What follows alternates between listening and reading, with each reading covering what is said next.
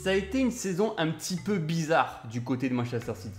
D'abord, en dehors des terrains, ils ont reçu une sanction de la part de l'UEFA pour non-respect du fair play financier sur des transferts entre 2014 et 2016, pouvant leur coûter donc des millions d'euros, mais également une suspension pour les 2 prochaines Ligues des Champions.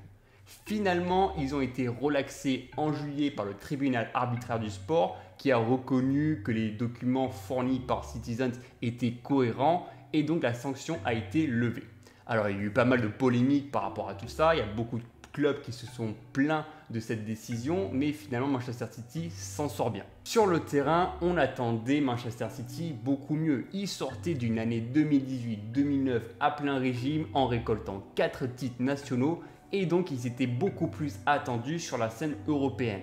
Finalement, cette élimination précoce en quart de finale contre l'Olympique Lyonnais a été très difficile à digérer avec un Pep Guardiola qui s'est totalement trompé sur sa stratégie.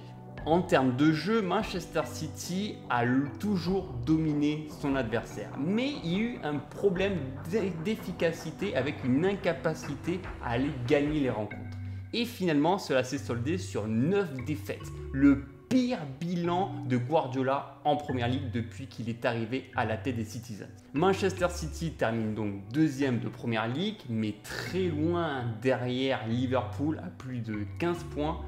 Et ça a été vraiment une saison compliquée à tous les étages. Heureusement, ils s'en sortent bien en récoltant une nouvelle fois la Coupe de la Ligue anglaise en février dernier.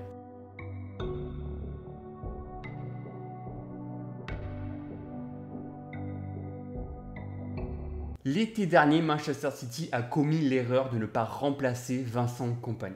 On connaît très bien le statut de l'ancien capitaine des Citizens, aussi bien dans le vestiaire, mais également sur le terrain avec des qualités défensives très impressionnantes. Finalement, cette année, ils ne veulent pas commettre la même erreur. Ils vont donc se concentrer uniquement dans ce secteur défensif.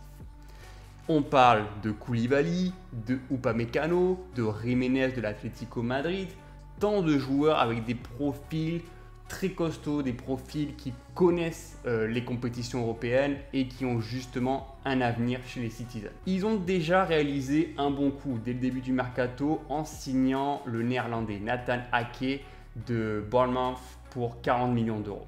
C'est une véritable plus-value puisque c'est un joueur qui peut aussi bien évoluer en tant qu'arrière gauche que dans l'axe. C'est aussi un joueur qui a réalisé le très peu d'erreurs défensives l'an passé malgré la relégation de son club de Bournemouth. Ils ont aussi été très malins en recrutant de la jeunesse, notamment l'arrivée de Ferran Torres qui a réalisé une saison XXL du côté du FC Valence, qui a un petit peu d'expérience européenne et qui va un petit peu plus rajeunir cette ligne d'attaque.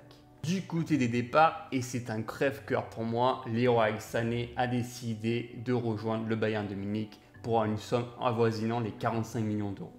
Alors on se dit que pour un tel joueur, le 45 millions d'euros, ce n'est pas suffisant, mais quand tu sais que Leroy Sané, il lui manquait plus qu'une année de contrat, je pense que c'est une belle réussite de la part des Citizens de l'avoir vendu. Surtout que l'an passé, il n'a pas joué à cause de sa blessure au ligament croisé. Enfin, ils ont décidé de se séparer de Claudio Bravo en partance pour le Betis. Et enfin, un autre crève-cœur, c'est bien entendu David Silva qui lui s'est engagé avec la Real Sociedad. Pour le moment, on attend d'autres transferts qui devraient arriver dans les semaines à venir. Je pense que Manchester City a été pas mal bloqué, notamment avec la décision d'un Lionel Messi qui était à 2 doigts, je pense, de rejoindre les Citizens cet été. Et je pense que Manchester City n'a pas voulu investir plus d'argent. Ils étaient prêts vraiment à sortir chéquier à 150 millions pour recruter l'Argentin. Et je pense que dans toute leur démarche de recrutement, ça a pris du temps à cause de ça. Finalement, Lionel Messi a décidé de rester au FC Barcelone et Manchester City a donc pris du retard dans le processus de recrutement. Je vais être totalement transparent avec vous, le football employé par Guardiola et Manchester City, c'est exactement le football que j'aime. Ce système de jeu en 4-3-3 de très offensif, avec un jeu de possession, avec cette volonté de toujours jouer vers l'avant, de toujours se projeter, avec cette volonté de toujours se créer un nombre incalculable d'occasions, c'est vraiment le plus beau football que l'on peut voir au XXIe siècle. Avec cette volonté de toujours les deux milieux centres, de se retrouver sur la même ligne que les ailiers et l'avant-centre, c'est vraiment une volonté particulière du système de Guardiola.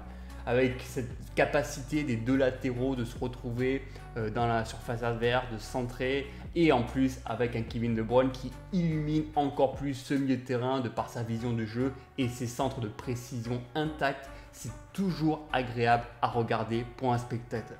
David Silva est donc parti, mais je pense que ce 4-3-3 peut être alimenté par le jeune Phil Foden qui a vraiment montré de bonnes choses après le restart. Alors lui, il est aussi bien capable d'évoluer sur le côté droit de l'attaque et aussi il peut jouer en tant que milieu centre associé à un Kevin De Bruyne. Je pense que ça peut vraiment être la lumière, le joueur qui peut faire des différences. Il a besoin de jouer une saison complète et j'espère vraiment que Guardiola va l'utiliser davantage. Sans le ballon, j'ai toujours apprécié ce jeu de pressing. Quand un des joueurs de Citizens perd le ballon, il va toujours se concentrer, toujours essayer de faire l'effort pour essayer de récupérer le ballon qu'il a perdu 2-3 secondes avant. Et c'est ça aussi, cette capacité de toujours vouloir maintenir cette pression pendant 90 minutes. On voit aussi que les ailiers, que ce soit Mahrez ou Sterling, ont souvent tendance à redescendre plus bas pour aider leurs coéquipiers. Un des plus gros problèmes la saison passée, c'est également cet aspect défensif. La blessure d'Aymeric Laporte entre novembre et décembre a été fatale. Guardiola a dû s'adapter, Fernandinho a donc dû se retrouver en charnière centrale associé à un Otamendi un petit peu fébrile et il y a eu pas mal de boulettes entre Otamendi, Fernandinho et même Ederson et on a vraiment senti une défense peu sereine la saison passée et ça leur a coûté pas mal de matchs. L'arrivée d'un gros calibre comme Koulibaly ou Upamecano, je pense que ça peut quand même rectifier pas mal d'erreurs. Bon le joueur à suivre, de toute façon il n'y a pas de surprise, Kevin De Bruyne. Le Belge est véritablement le poumon de cet entrejeu de Citizens. C'est le mec qui a toujours une vision parfaite du jeu, qui est capable de décaler aussi bien sur la droite que sur la gauche, qui est capable de se projeter vers l'avant, qui est aussi capable d'avoir une vision de jeu pour adresser des centres très précis dans la surface de réparation. Je pense que ce qu'il aurait encore plus besoin, c'est d'un vrai numéro 9 d'1m90 qui serait là pour reprendre tous les centres de la tête et qui marquerait une multitude de buts. Je pense que c'est vraiment de ce point de vue-là que Manchester City pourrait se focaliser. D'un point de vue général, Manchester City a quelque peu déçu. Ils ont juste récolté cette Coupe de la Ligue et ils n'ont pas brillé sur la scène européenne. Le problème, c'est que Guardiola a tendance à changer son système de jeu lors des grands rendez-vous. Ça a été un pari risqué contre le Real Madrid, il a laissé volontiers la possession de balle pendant les 180 minutes et s'est vraiment appuyé sur les erreurs défensives d'un Raphaël Varane pour accroître sa qualification. Et après, contre l'Olympique Lyonnais, qui n'est pas un cadre européen, il s'est totalement trompé. Il a changé sa stratégie en un 3-5-2 et les joueurs étaient totalement perdus sur le terrain et n'ont pas réussi à comprendre ce que Guardiola a essayé de faire. Il faut que le coach catalan se remette un petit peu plus en question. Il faut vraiment qu'il comprenne que la stabilité pour les joueurs, c'est quelque chose de très important. Je ne vois pas pourquoi est-ce qu'il va changer son système de jeu, son effectif d'un match à un autre lorsqu'il doit jouer une rencontre européenne. Ce 4-3-3 fonctionne bien en première ligue, autant le réutiliser lors des coupes européennes. Il y a aussi un autre problème, c'est aussi la mentalité des joueurs lorsqu'ils sont menés au score. Lorsqu'il y a 1-0 contre une petite équipe, que ce soit Southampton ou Newcastle, ils ont du mal à recoller au score. Parce que ces petites équipes, ils connaissent le jeu offensif de Manchester City. Donc qu'est-ce qu'ils font? Ils vont créer un bloc défensif de 5, 6, 7 joueurs dans la surface et Manchester City va perdre un petit peu le contrôle. S'ils n'arrivent pas à trouver les espaces, s'ils n'arrivent pas à trouver les décalages, ils vont commencer un petit peu à ne plus être sereins, ils vont vraiment sortir du match. Et à cause de ça, je crois qu'ils n'ont gagné qu'un seul match en Première Ligue 2019-2020 lorsqu'ils étaient menés au score. C'est beaucoup trop peu. Il faut qu'ils fassent vraiment un effort mental pour vraiment essayer de rectifier ce problème. À part ça, Manchester City reste une des meilleures équipes d'Angleterre, reste toujours une équipe concurrentielle. Ils n'ont rien perdu de leur effectif et ils vont encore faire du mal pour la saison à venir. Ils vont essayer, pourquoi pas, de aussi bien jouer en Première Ligue que sur des cups. Ils vont essayer un petit peu de corriger ce qui s'est mal passé la saison précédente. Ils ont la volonté de terminer dans le top 3 facilement, voire même gagner le titre.